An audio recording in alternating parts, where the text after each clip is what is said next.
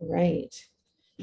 Hello, everyone. And we are live. I'm going to spotlight the puppies so you don't have to look at me because everybody wants to see the puppies, not Tara. So we are here with Valentine and her litter of Olympic medalist puppies. They have the longest litter name in the world, and I keep getting it wrong, but they're all named after Canadian Olympic medalists from this year's Olympics. So, and then just off to the side of the camera is her lovely breeder caretaker, Sandra, who's joining us.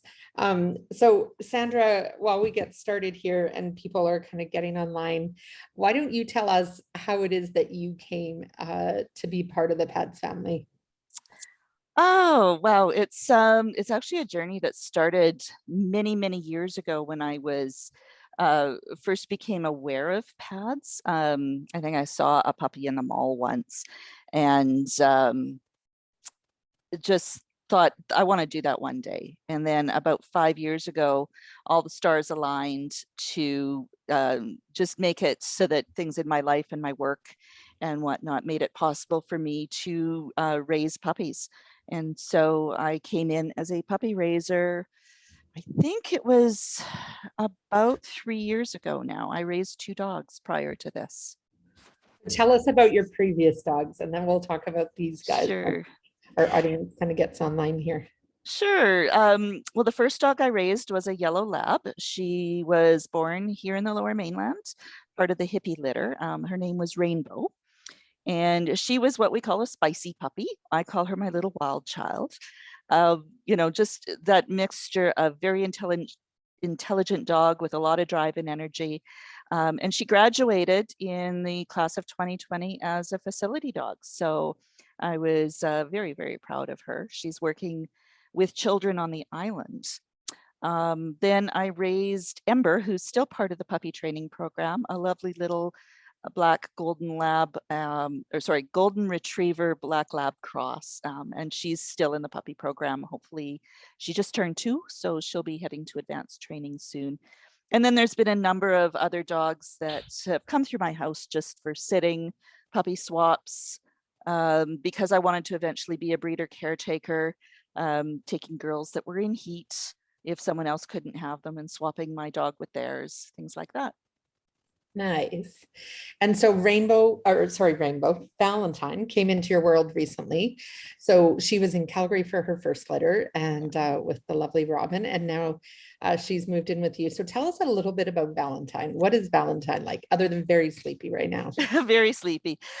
Valentine is so sweet. She's got a few nicknames in the PADS community.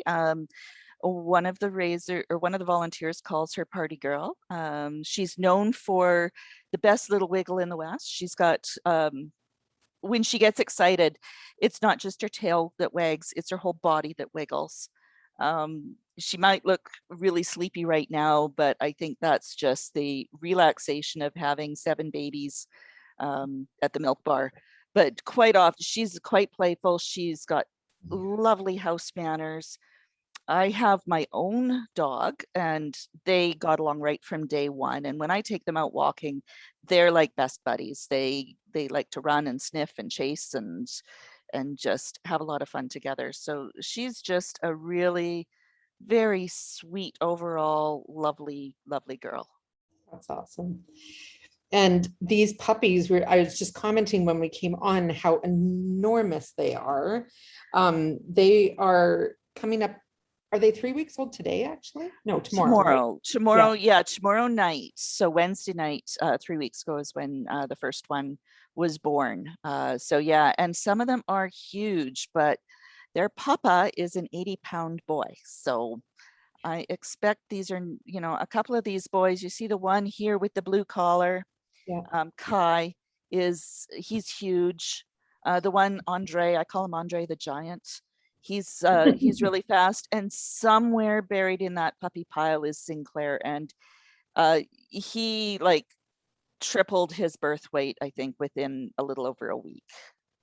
crazy. And just for frame of reference for those watching, typically our goal is we'd like to see puppies double their birth weight in the first week. Sometimes they don't, but that's kind of what we're kind of aiming towards. But yeah, to triple is a whole other thing. So these are big puppies. Mama's producing some Cremo here. For those of you that are just joining us, we're live here with Pat's Valentine and her Canadian Olympic medalist litter of puppies. And so, Sandra, do you want to actually, first I'm going to tell people, if you have any questions for Sandra or for me, or for Valentine, we'll see if she answers. You can post them either in the comment section on Facebook, or you can click the chat button if you're watching on Zoom. So, and just, or sorry, the Q&A button if you're watching on Zoom, and just type your questions in there and we will try to answer them for you. So who do we have here, Sandra? The one I'm holding right now is Quinn, one of the little females. I think she was the first girl born. And hello, sweetie. She's just looking at me. I love that name so much. Yeah. So this is Quinn, named after one of the soccer players, two-time medalist. I'll just point out them by color over right here. Big boy is Kai, named after Kylie Mass. This one, I can't quite tell the collar color, so I'll come back to him. The little girl with the black collar is Avalon. This little upside down girl, since that must be Maggie, because there's only 3 girls in the litter, named after Margaret McNeil. Then we've got Warner with the green collar here, busy eating. Sinclair on the end, which means that this one left over, that's Andre. So then I can't see his yellow or orange collar, but that's who, named after Andre DeGrasse. Karen says tater tots with feet. Yes. Oh yeah. Oh, they're funny because they're now getting so good at walking and running around the whelping pen here. They're very, very active, and they go like from running around to then dropping and sleeping for an hour. Exactly. So, and we were just talking, they're getting to the point where this box is too small for them. So in the next few days, they'll be moving into kind of bigger digs with kind of into the pen itself, with the whelping box out. And then they start to explore all sorts of things like learning how to sleep in kennels and toys and things that make noise or things that wobble, and just kind of enriching their environment so that they learn that the world is an ever-changing place for them, but it's also a safe and happy place. So Tiff wants to know if you have any escape artists. I think that Maggie is showing, she's the one who was one of the first to open her eyes, and she's one of the first to kind of look at what's going on outside the whelping box. And I have my eye on her. I have a feeling she's a little escape artist. Yeah, but so far so good. They've all stayed in the box so far. So far. Yeah. So what are you starting to see little personalities emerge? You mentioned Maggie's kind of checking out the world around her. Any of the other ones showing kind of individual kind of traits yet, or are they still pretty much? A few things. Maggie she's always been pretty chill. Like, although she's the escape artist, she's probably the one who really, really loves to cuddle.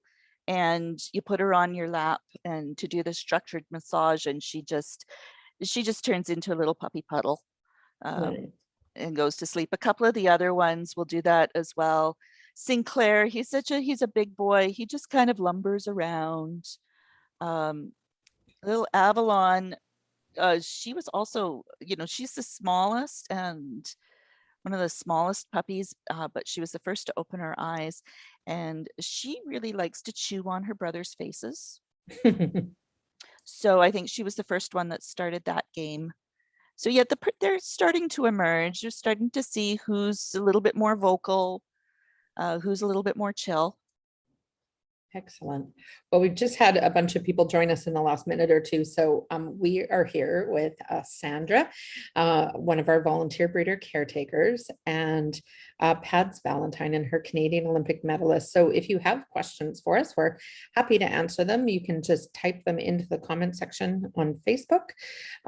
Or if you're watching on Zoom, you can click the Q&A button and ask your questions there.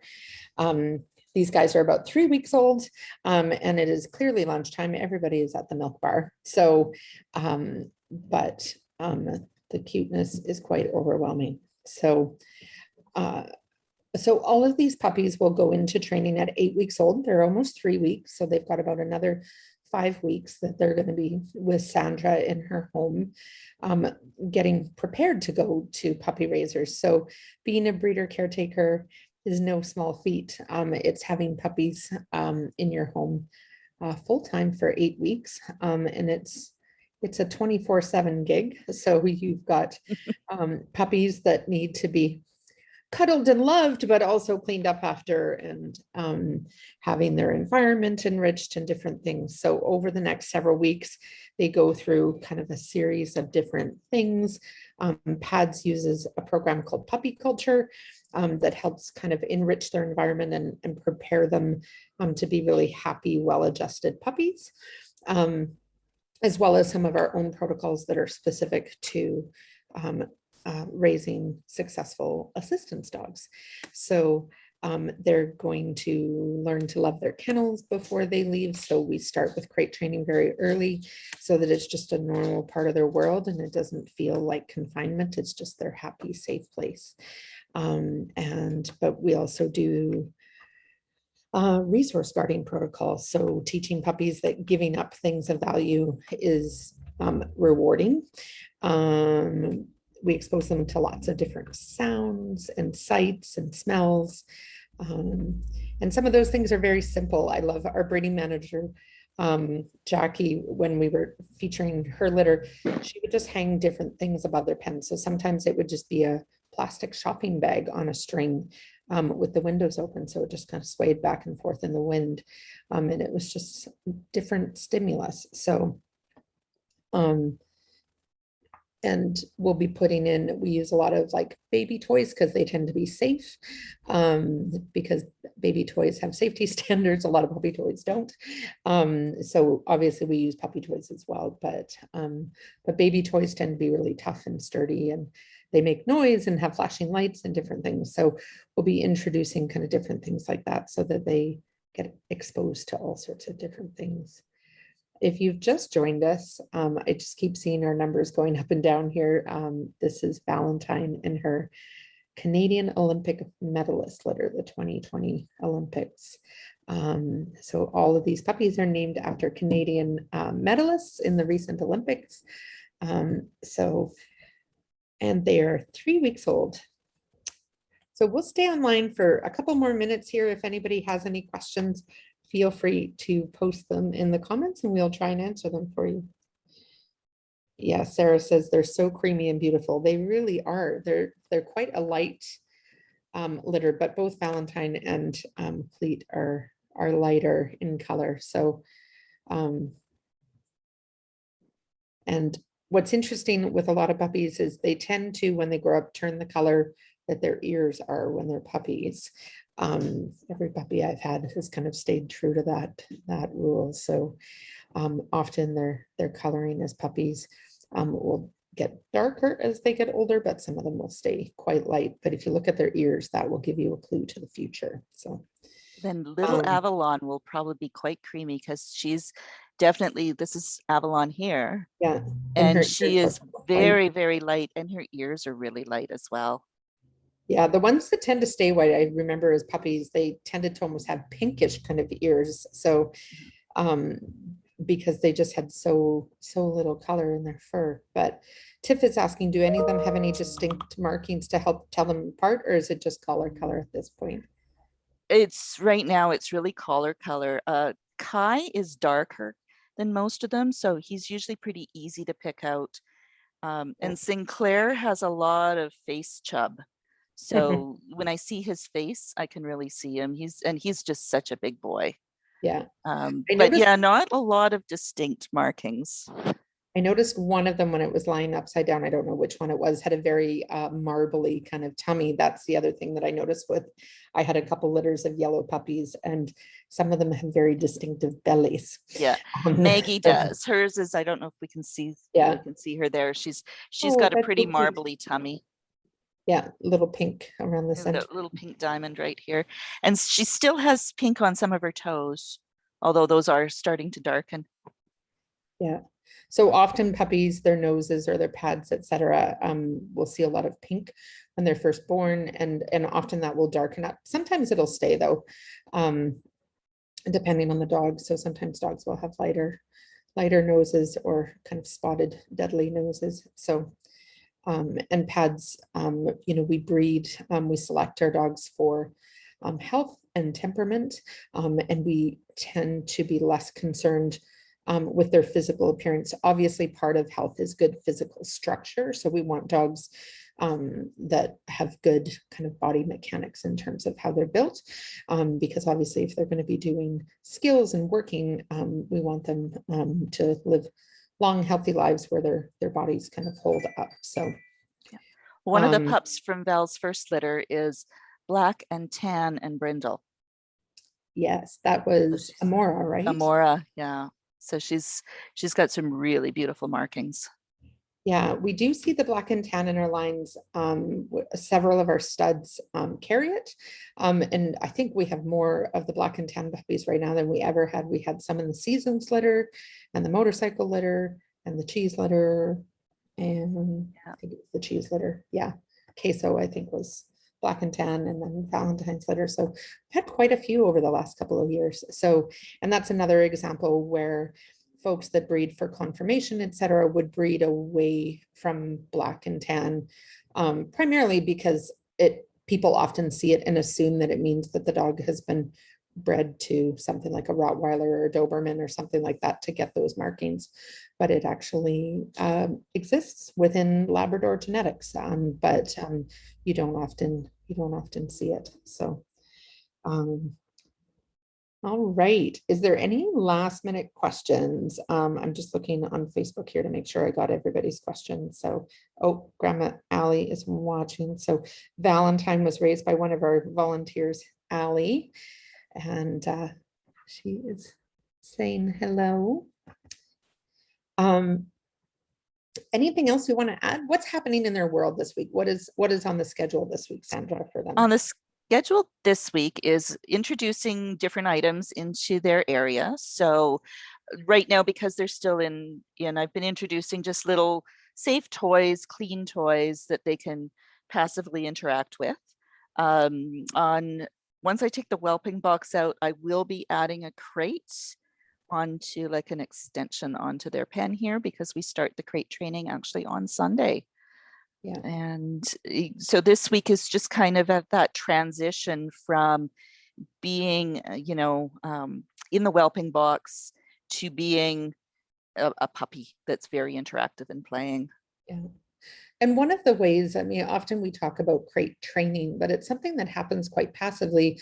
But one of the things we do is we don't put dog beds in the pen. We put soft things in the kennels that are available to the puppies, so that if they want somewhere comfy and cozy to lie down, the kennel is where they're going to find that. And so not only does it make it easier for the breeder caretakers, because it means that they're not having to worry about cleaning dog beds, which is can be tough if a puppy has an accident or that kind of thing.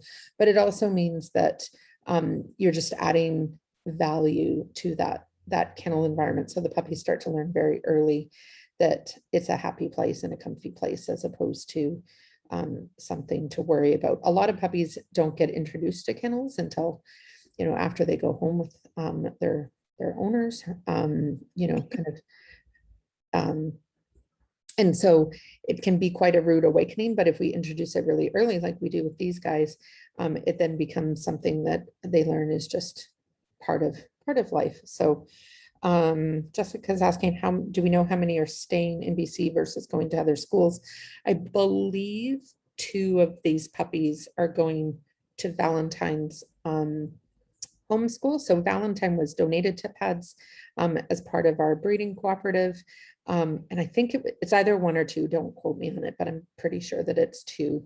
And so Valentine came to us, was it Southeastern Guide Dog, Sandra? CCI.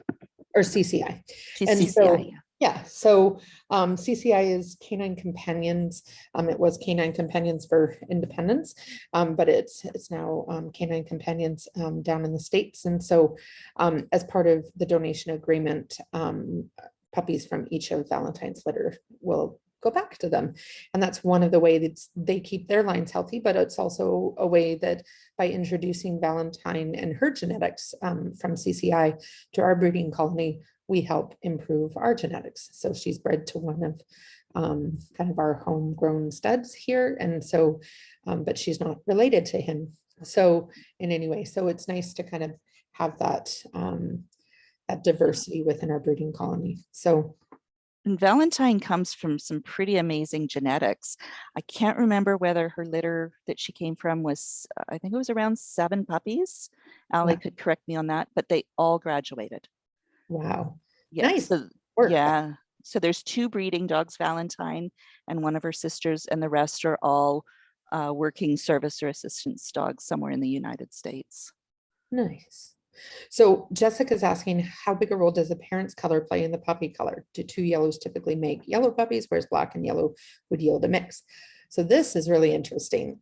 It is quite fascinating how genetics work. So the parents, so if you look at Valentine and Cleet, and you were to look at their DNA testing, they could be yellow carrying black, or they could be just straight yellow, or some of our studs are what we call dominant black, which means they don't carry any yellow. So if they were bred to a yellow dog, all of the puppies would be black. And so it's really quite fascinating. So people were always really surprised. One of Cadence's litter, so Cadence is a golden retriever, but she was bred to a dominant black lab, which meant that every single one of her 10 puppies in that litter was black, with a golden retriever mom. And so genetics can be quite fascinating. The other thing that we've had in our colony, years ago, we had several breeding dogs that were females that were chocolate, but we never had any chocolate puppies because chocolate is recessive, which means both parents have to carry chocolate in order to produce chocolate puppies. So, so when you have a litter of Labradors, you could even potentially have 2 yellow parents that produce all black puppies if they both carry black. So or you could get a mixture, but there's a little bit of like luck of the draw in there too. So we have had that happen in the past, and people are always really confused how to, two dogs that are identical produce puppies that look nothing like them. So anyway, it's all very fascinating. There's a chart that you can look at.